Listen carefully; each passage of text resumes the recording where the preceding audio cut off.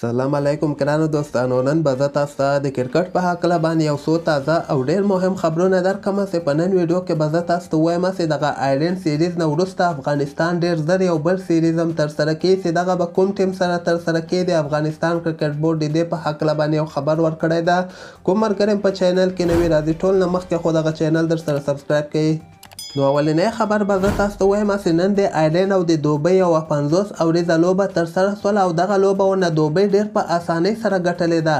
دغلته تاسو وګورئ چې آیرلینډ څومره ضعیفه ټیم ده چې زه تاسو ته بار بار وایم چې آیرلینډ بیخي ضعیفه ټیم ده او دوی سره باید افغانستان هیڅ صورت کې لوبه ترسره نه کړي. دلته تاسو وګورئ آیرلینډ په دغه لوبه کې 270 رنزه ټارګټ دوبۍ ته ورکړی و. دوبۍ بیا 4 لوبغاړي آوټ شوي دي او همدغسې 49م اوور کې په 6 وکټو باندې دغه لوبه له آیرلینډ نه ګټلې ده. او بل طرف ته افغانستان ته هم پکار ده چې آیرلینډ نه دغه 3 وړه 50 اوریزې لوبې ډېر په اسانۍ سره وګټي، ځکه آیرلینډ ته دوبۍ غوندې ټیم ماتې ورکړه. نو افغانستان خو به 100% کې آیرلینډ نه که خیر دغه 3 وړه لوبې ګټي. علاوه به زه تاسو ته د محمد نبي په هکله باندې مې یو خبر درکړم چې نن په بیګ بیش لیګ کې د محمد نبي دوی ټیم د رشید خان دوی ټیم سره یوه لوبه ترسره کړله چې دغه لوبه که موږ وګورو بې فایدې لوبه وله، ځکه د نبي دوی ټیم اول نه دغه ټورنمنټ نه آوټ شوي دي. د افغانستان زیاتره لوبغاړي همدغه فضل لوبو کې یعنې ډېر ښه لوبې ترسره کوي. زیاتره خلک به په دغه باندې خوشحاله وي چې نبي ډېر ښه بیټنګ ترسره کړی ده. ما خو تاسو ته مخکې نه ویلي دي چې کومه لوبه کې پریشر په افغانستان لوبغاړو باندې نه وي هغه لوبه کې بیا دوی ډېر ښه ځلیږي. نن وګورئ بې فایدې لوبه وله. په دغه لوبه کې نبي په 140 بالو باندې 71 رنزه کړي دي چې په دغه کې 9 څلوریزې وهلې دي او همدغسې 2 شپږیزې وهلې دي. دغه لوبه کې که موږ وګورو 178 رنزه ټارګټ د رشید خان دوی ټیم ورکړی او د نبي دوی ټیم بیا اخرني اوور کې 4 لوبغاړي آوټ شول، دغه ټارګټ یې پوره کړ. نن لوبه کې به زه تاسو ته وایم چې نبي نه علاوه رشید خان هم ډېر ښه بولینګ ترسره کړ. 4 اوورو کې 40 رنزه ورکړي دي او همدغسې 2 لوبغاړي هم آوټ کړي دي.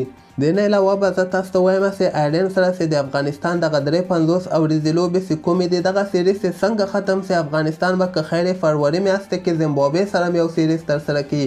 د دغه سیریز په هکله باندې افغانستان کرکټ بورډ بیا دا خبره کړې ده چې ډېر زر به موږ د دغه سیریز تاریخونه هم اعلان کړو او ځایونه به معلوم شي چې دغه سیریز به چیرته ترسره کیږي.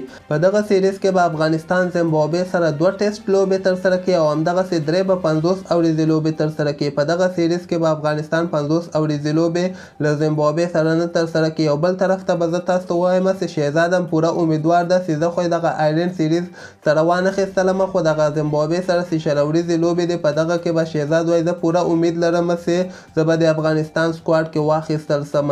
او د ما په نظر هم شهزاد محمدي ډېر زیات مهمه ده، ځکه همدغه کال کې افغانستان ایشیا کپ هم ترسره کوي چې هغه هم 6 اوریزه ده او 6 اوریزه ورلډ کپ هم ترسره کوي. باید شهزاد محمدي ته هم دغه اوس نه په 6 اوریزو لوبو کې چانس ورکړي چې همدغه ورلډ کپ او ایشیا کپ ته تیار سي.